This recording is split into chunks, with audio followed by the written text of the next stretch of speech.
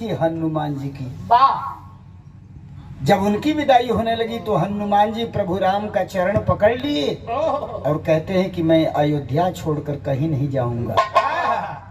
रह गए अयोध्या में। नियम बन गया प्रभु राम के प्रति हनुमान जी का, सारा दिन सारी रात चाहे जहां कहीं भी रहें, सुबह बिल्कुल तड़के पहुंच जाते थे प्रभु राम जी का दर्शन करने के लिए। ये इनका प्रतिदिन का नियम था। तो भगवान राम का भी नियम था, प्रतिदिन दैनिक क्रिया से निवृत्त होकर के पूजा करने के लिए बैठते थे। आधा घंटा 1 घंटा जो भी समय लेते हो, पूजा करते थे तो एक ही श्लोक को याद करते थे, एक ही श्लोक का उच्चारण करते थे। राम रामेति रामेति रमे रामे मनोरमे सहस्त्र नाम तत्तुल्यम राम नाम वरानने। रामेति राम धन इति बराबर रामेति, इति माने यही। भगवान राम पूजा पर बैठते थे तो यही कहते थे कि राम यही है, रामेति रामेति, राम यही है, राम यही है। रमे रामे मनोरमे, मन में राम को धारण करके राम राम में रमते थे। सहस्त्र नाम तत्तुल्यम, सहस्त्र नाम भगवान विष्णु को कहा जाता है। सहस्त्र नाम तत्तुल्यम, भगवान विष्णु के 1000 नाम के बराबर या उससे अधिक। राम नाम वरान्य, मात्र एक राम का नाम ही श्रेष्ठ है। ये श्लोक या मंत्र जो कुछ कह लें प्रभु राम उच्चारित करते थे। एक दिन संजोग देखें कि हनुमान जी दर्शन करने के लिए सुबह में पहुंचे हैं तो भगवान राम पूजा पर अभी बैठे थे। जबकि रोजाना कभी पूजा करने से पहले पहुंच जाते थे दर्शन करने के लिए, या तो कभी प्रभु राम पूजा कर लिया करते थे उसके बाद पहुंचते थे दर्शन करने के लिए। लेकिन आज संजोग बा कि भगवान राम पूजा पर बैठल हुन और वही समय हनुमान जी पहुंच गए। यह श्लोकवा भगवान राम उच्चारण करते रहलन कि राम रामेति रामेति रमे रामे मनोरमे सहस्त्र नाम तत्तुल्यम राम नाम वरान्य। हनुमान जी सोचे लगलन क्या सारी दुनिया हमारे प्रभु राम को याद करती है, भजती है, और हमारे प्रभु राम भी राम को ही भज रहे हैं। कहीं वहम तो नहीं है। वही पूछ दिए तो एक लाइन यहाँ कव्वाली बा।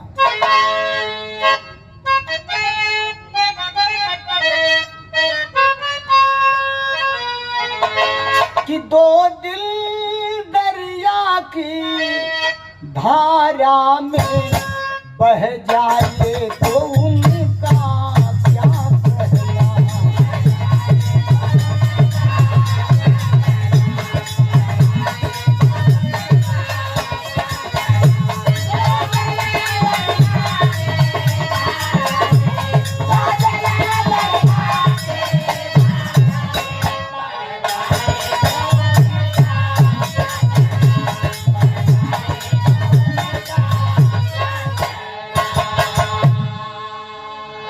कव्वाली का नमूना रहा। गाने के अंदर भाव दिया गया है क्या कि जब भक्त सशंकित हो जाए तब राम उसे निःशंक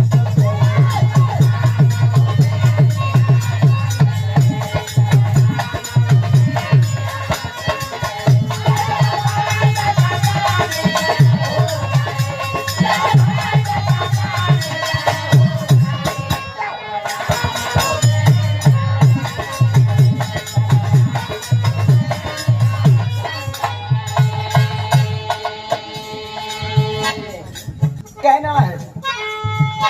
जब भक्त सशंकित हो जाए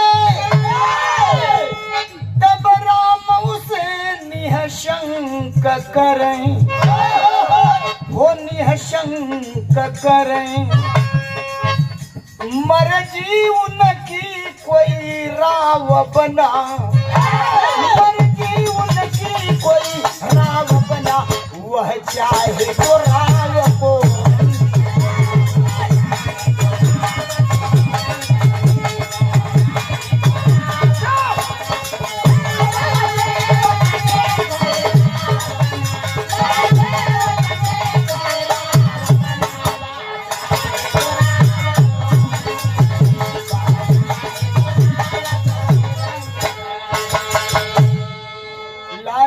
लार लर लार लार लार ला।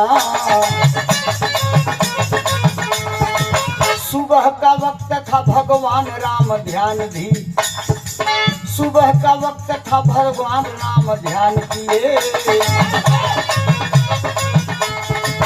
तभी पहुंचे कपि जी दर्श का मान लिए। राम जी राम का ही नाम जाप करते रहे, सुनत शशंक लोक में कपि विचरते रहे।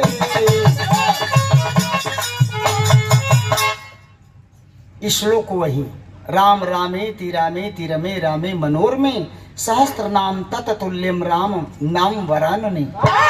हनुमान जी इंतजार कर रहे हैं कि प्रभु राम जब पूजा संपन्न कर लें तब मैं पूछूं।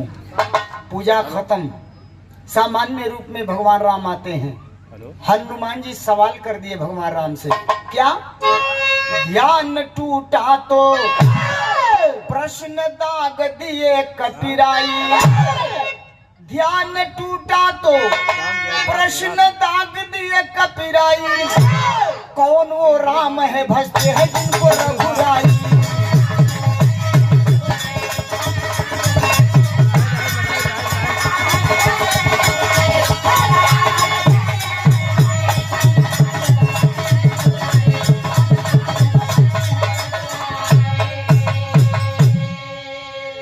प्रभु सारी दुनिया आपको भजती है और आपके मुख से आपका नाम, मतलब आप किसी और राम को भजते हैं। वो कौन राम है? भगवान राम हनुमान जी से कहते हैं, जानना चाहते हो कि मैं किस राम को भजता हूँ? कहे हाँ। तो भगवान राम हनुमान जी से कहने लगे, क्या कहने लगे? गीत पचरा गीत बा का हो, पचरा में ई गुण भाई लोगन गावेलन। का गावेलन कि मैया अब मैया मैया हो मैया,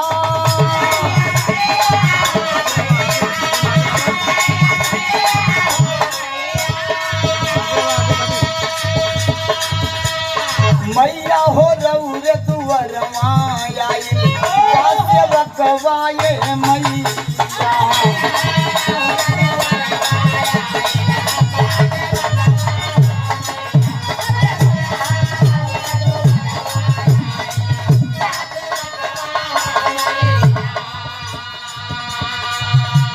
प्रभु राम भक्त हनुमान से कहते हैं, क्या कहते हैं के कपिवर कपिवर ये कपिवर,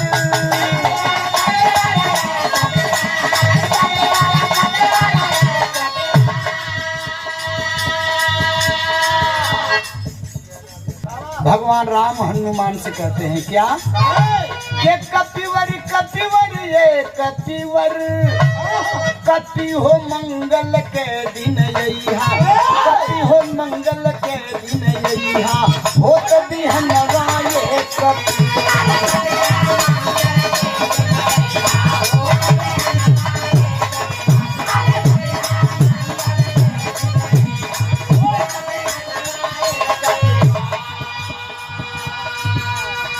आज नहीं, मंगलवार को बताऊंगा कि मैं किस राम को भजता हूँ। कहे राम का भेद तू पैबा सारा,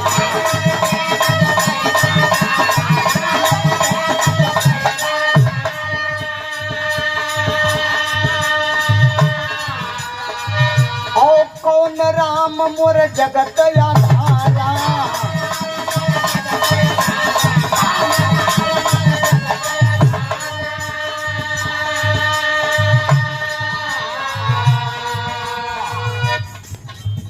कहे राम का भेद तू पैबा सारा, और कौन राम मोर जगत आधारा। तो कपिवर कपिवर ये कपिवर, अरे कपि हो या जलवटिया माना मोर कहनवा ये कपिवर।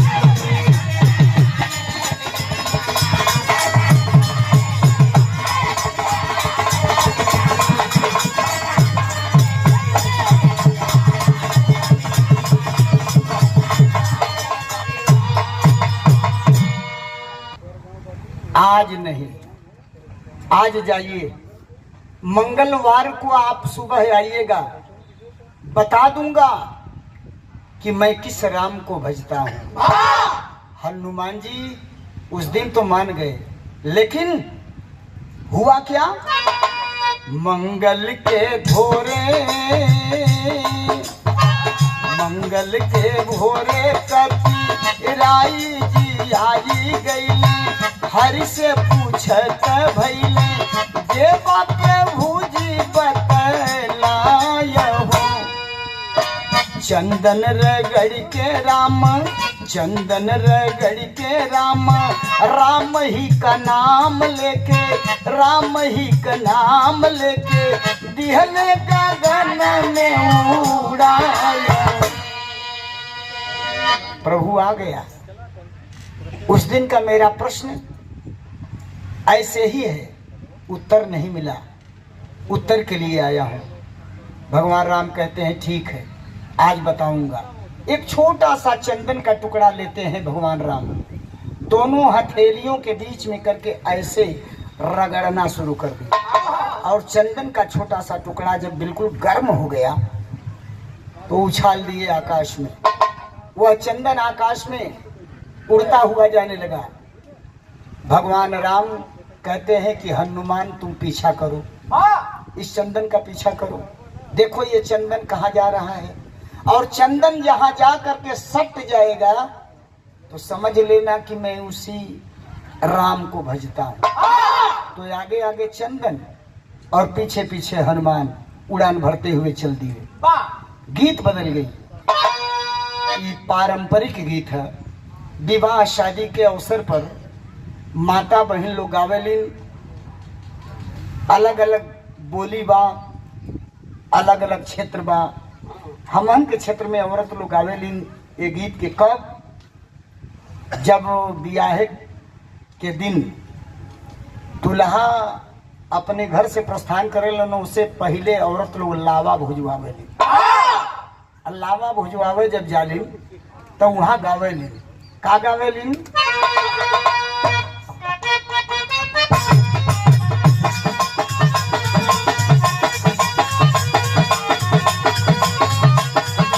पातर पातर झिंगा मछरिया पातर कमर हिलावे हो गोरी जहाँ गुजरी।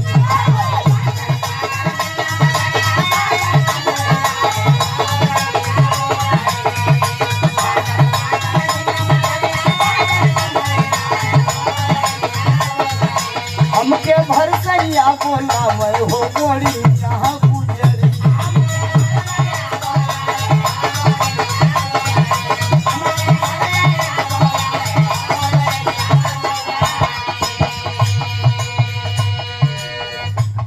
और ये देखें, परम आदरणीय मिश्रा जी के सुपुत्र बाबू की ओर से सागर 21 रुपये पुरस्कार आए हैं। मालिक सदा सुखी रखें, जीवन में तरक्की दें, सबको यथोचित नमन। यही लय पर आजकल के कोनो कवि लोग लिख रहे, नया कलाकार बतावले कि नया गीत है, चट चट चुड़िया तोड़ला हमारी नरम कलाई तोड़ के। लय यही है, नया कुछ नहीं है। लय तो बिल्कुल पुरानी है, पारंपरिक है, शब्द केवल नया है।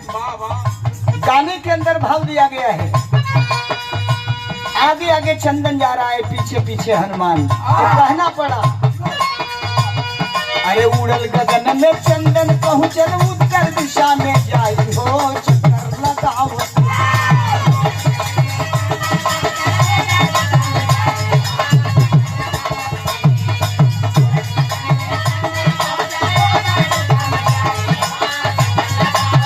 अरे पीछे पीछे गए कतिराई हो चक्कर लगावत।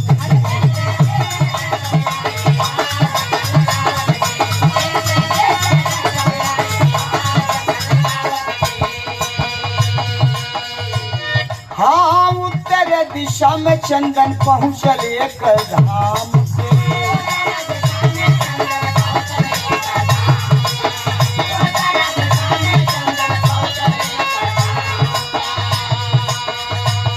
अब भजन करत भक्त श्लोक वही नाम के।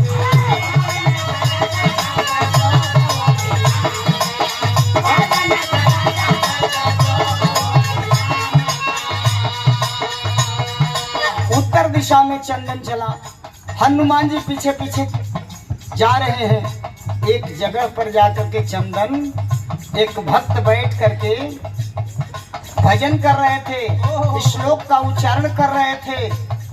उनका चक्कर लगाने लगा चंदन। हनुमान जी भी चक्कर लगाते हैं, लेकिन आश्चर्य वह भक्त भी वही श्लोक, जिस श्लोक को प्रभु राम भजते थे, राम रामेति रामेति रमे रामे मनोरमे सहस्त्र नाम तत्तुल्यम राम नाम वरानने। स्पर्श है। हनुमान जी चक्कर लगावत बाने चंदन के पीछे। सुनत हवन की जमने श्लोकवा के हमार राम रोज भजलन, वही श्लोक के इहो भक्त भजत बा। ये कौन सा भक्त है? भक्त के चेहरे पर बजरंग बली नजर डालते हैं, आवाक रह जाते हैं। क्या देखते हैं? 20 भुजा 10 शीश बाजे कर। अरे 20 भुजा 10 शीश बाजे कर बैठल ध्यान लगाई हो चक्कर लगावत।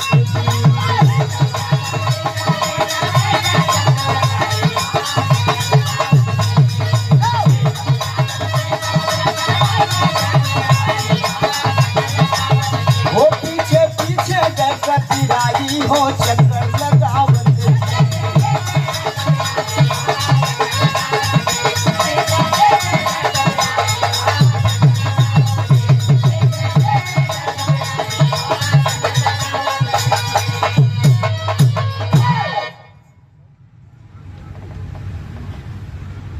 देखलन की ये भक्त का 20 भुजा बा, 10 सिर बा।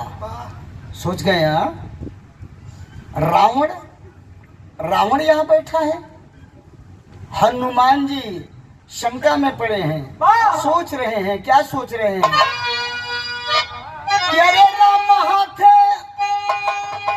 अब राम हाथे पवलन जमन रावण मऊतिया सोचे कभी।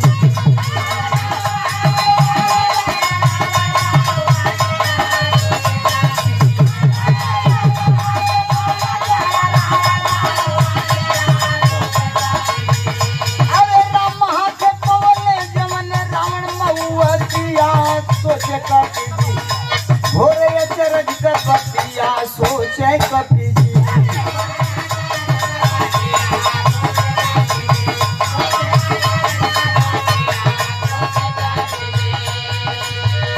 राम तो मारा गया ये रावण तो मारा गया लंका में मेरे प्रभु राम के हाथों से, और रावण यहाँ जिंदा है। आज भी रावण जिंदा है।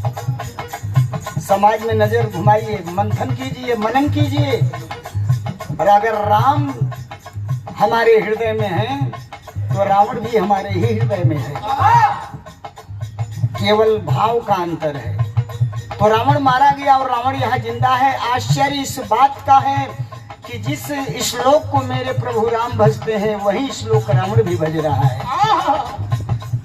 हनुमान जी सोचा कि चंदन कहीं रावण में ना सटी, लेकिन चंदन रावण में ना सटल। चक्कर लगा के फिर उड़ान भर देलस, दिशा बदल देलस। अरे चक्कर लगाव चंदन चला दक्षिण दिश हो।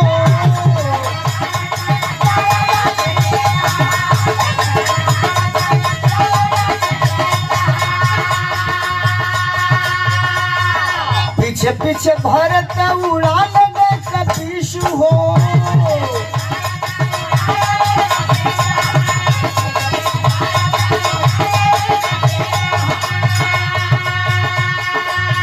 अब ध्यान में मगन हो, ध्यान में मगन शिव के उहे भगतिया सोच कपी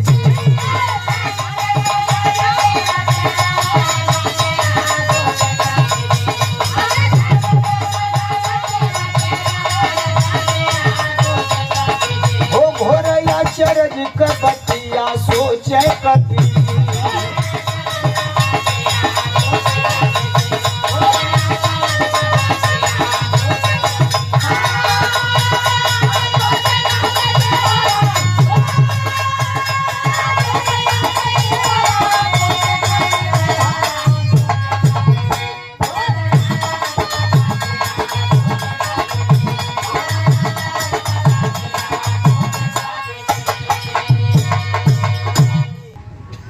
दक्षिण दिशा की ओर चंदन चला। बाबा भोलेनाथ भी वह श्लोक उच्चारण करते रहलन। भोलेनाथ का चक्कर लगावे लगल चंदन, हनुमान जी भी चक्कर लगावत हुवन। लगत बाकी भोलेनाथ में सटी चंदन, मतलब हमार राम इन्हीं के भजेलन। चक्कर तो लगावत हो हनुमान जी, लेकिन भोलेनाथ के तरफ नजर कैलन तक का देखलन कि भोलेनाथ बीच में हुवन, बीच में भोलेनाथ हुवन।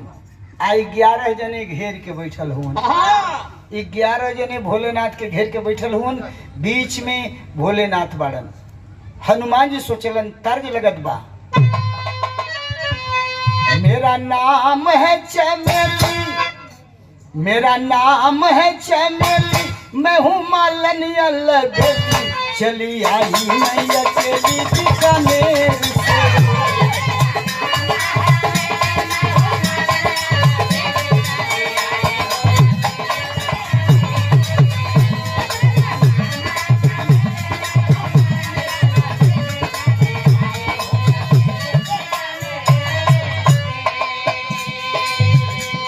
दरोगा बाबू बोलो, दरोगा बाबू बोलो, जरा दरवाजा तो खोलो, खड़ी हूँ मैं दरवाजे पर बड़ी देर से।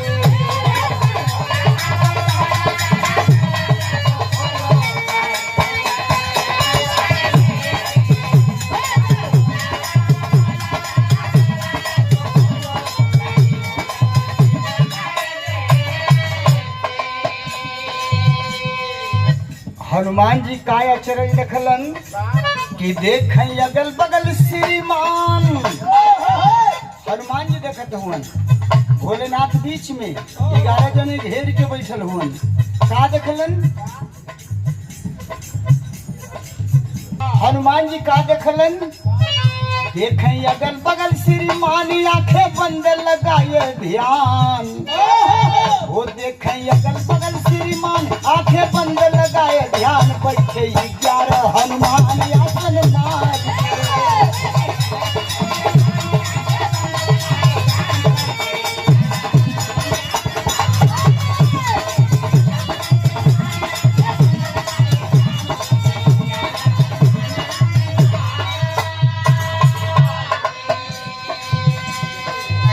मन में सोच रहे कपिराई,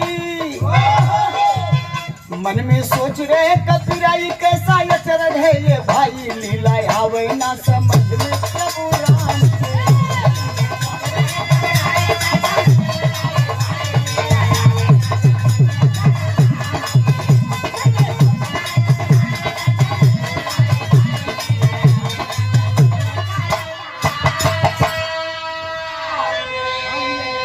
ये 11 हनुमान लोग घेर के भोलेनाथ के बैठल रहो। खूब बाहु, वही रूप, वही शक्ल सूरत, वही कदकाठी, जो कदकाठी जो सूरत रंग रूप हनुमान जी का था। हाँ?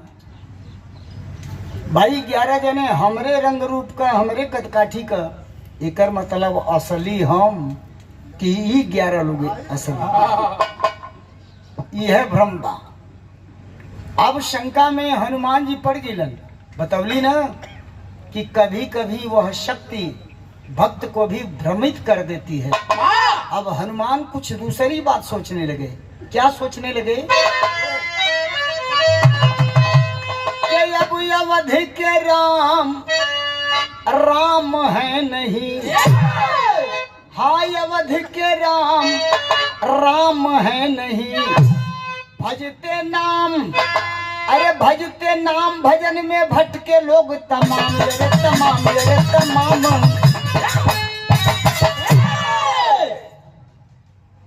चंदन भोलेनाथ में भी ना सटल, नहीं तो वो 11 जने में सटल। मन बाबूजी फिर उड़ान भर दिया चंदन, न भोलेनाथ में सटा, न 11 हनुमान जो बैठे हुए थे इन लोगों में किसी के शरीर में जाकर के सटा। उड़ान भर दिया, दिशा भी बदल दिया। हनुमान जी पीछा कर रहे हैं उस चंदन का, क्योंकि भगवान राम कहे हैं कि जहाँ चंदन जिसमें जाकर सटेगा समझ लेना उसी राम को मैं भजता हूँ। तो भाव देना पड़ा है कि किया है चंदन, अब किया है चंदन पूरब को प्रस्थान धाम सुनसान जहां, किया है चंदन पूरब को प्रस्थान धाम सुनसान जहां, और पीछे पीछे पहुंच गए हनुमान धाम सुनसान जहां।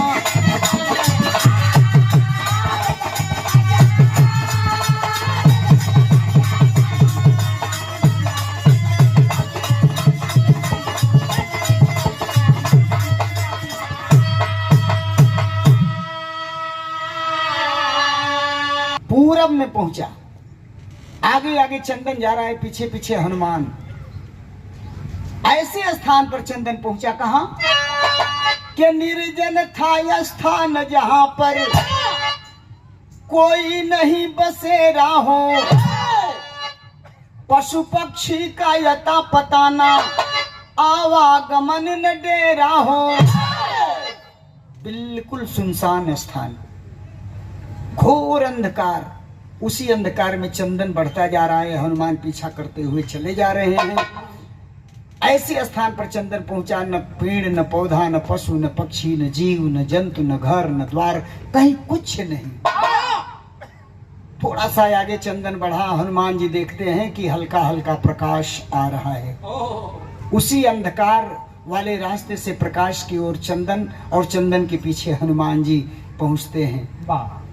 एक स्थान पर चंदन पहुंचा तो हनुमान जी भी पीछा करते हुए पहुंचते हैं। क्या देखते हैं कि अब सोया था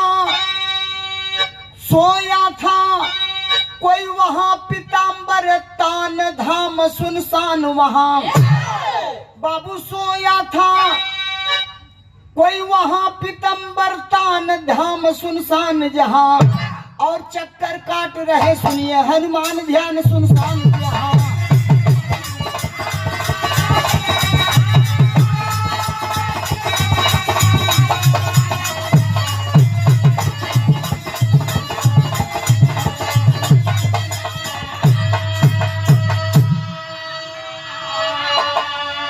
उसी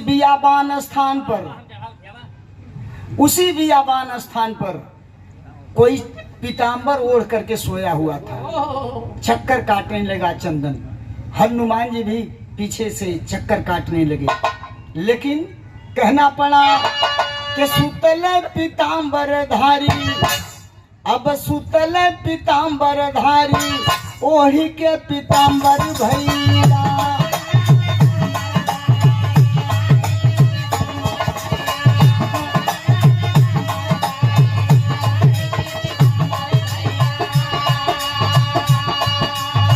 चक्कर लगावत चंदन सोचे कबीराया,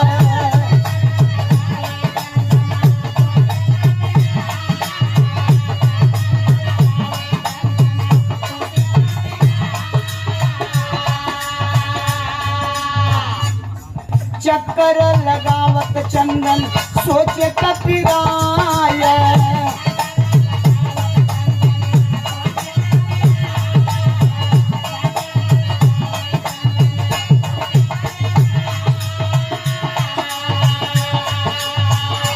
लगता है इसी पीताम्बर में चंदन सटेगा।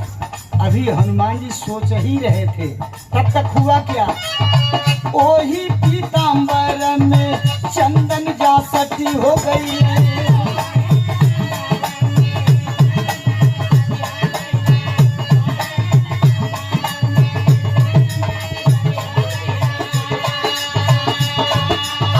देखी हनुमान जी चकित भइल भाया,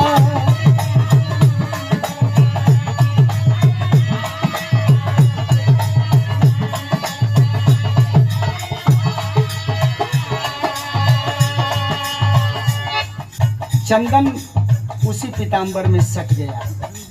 हनुमान जी सोच गए कि बस बस बस, मेरे प्रभु के कहने के अनुसार यही वो राम है जिनको हमारे राम भजते हैं। तब के बासुतल हम चल के जगई भैया,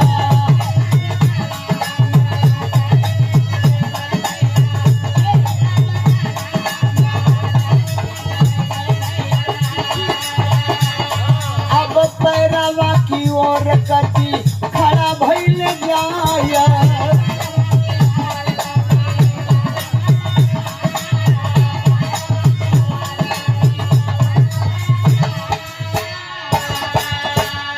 हनुमान जी सोचलन कि ये राम के देख ली। अरे अयोध्या वाला भगवान राम के तो रोज दर्शन करीला, हमरे राम का राम ई कैसन बाड़न, इनकर सकल सूरत कैसन बा, तनी उन्हों के दर्शन कैले। हनुमान जी सोचलन इनकर दर्शन करी। दिमाग में आई कि अगर हम सिर के तरफ जाए के खड़ा हो आ पीताम्बर खींचब तो पहले पैर नंगा हो, हमें चेहरा देखे के हो। तो हनुमान जी पैर के तरफ जाके खड़ा भइलन कि जब पीताम्बर खींचब तो पहले सिर नंगा हुई, हम इनका दर्शन कैले।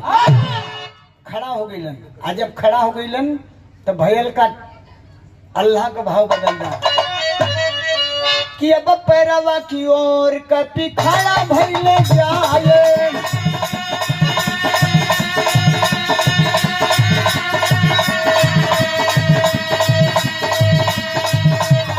ए बाबू धई के पीताम्बर खींचे लगलन कपिराई,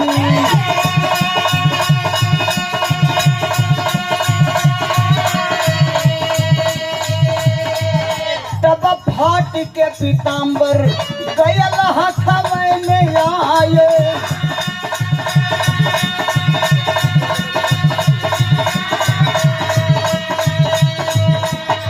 आश्चर्य, पीताम्बर पकड़कर बजरंगबली खींचते हैं, कमर से ऊपर का भाग और कमर से नीचे का भाग, बीच से ही वह पीताम्बर फट गया।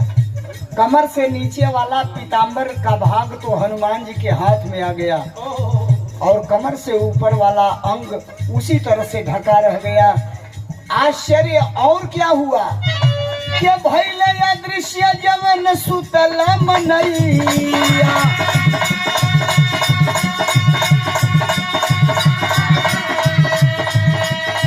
अरे हो गईले गायब जवन सुतल मनैया।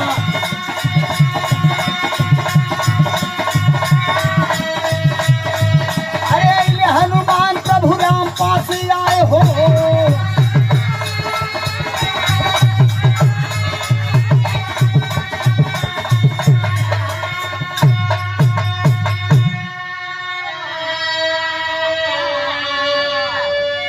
जो सोया हुआ व्यक्ति था पीताम्बर ओढ़ करके वो भी गायब। हनुमान जी सोच गए कि अब क्या करूं। निराश होकर के लौट आते हैं अयोध्या, भगवान राम के पास आते हैं, चेहरे पर मुस्कान है। प्रभु राम पूछते हैं क्यों हनुमान, जिस राम को मैं भजता हूं वहां तक पहुंच गया, दर्शन कर लिया। हनुमान जी कहते हैं कि प्रभु पहुंचा तो जरूर था। भगवान राम कहते हैं तब क्या हुआ, तेरे चेहरे पर उदासी क्यों है। हनुमान जी बताने लगे, क्या बताते हैं,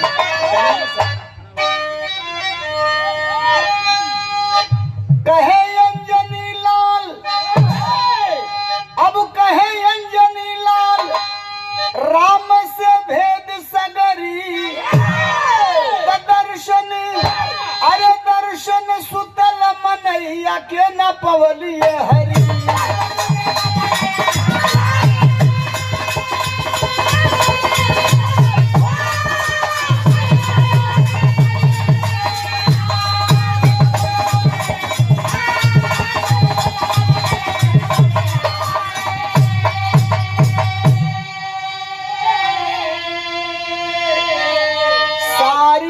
हाँ, हनुमान जी सुना दिए। रावण को भी वही श्लोक उच्चारण करते हुए सुना जिस श्लोक का उच्चारण आप करते हैं। भोलेनाथ जी को भी वही श्लोक उच्चारण करते हुए सुना जिस श्लोक का उच्चारण आप करते हैं। सारी कथा बता दी। भगवान राम हनुमान जी से कहने लगे, क्या कहने लगे? कहे राम मैं उसी राम को, कहे राम मैं उसी राम को भजता हूँ निरंतर हो। अजर अमर वह राम, अजर अमर वह राम समाया हर शरीर के अंदर हो। वही राम, अरे निराकार वह राम, रूप धर काम सब करी, दर्शन सुतल मनैया के न पवल।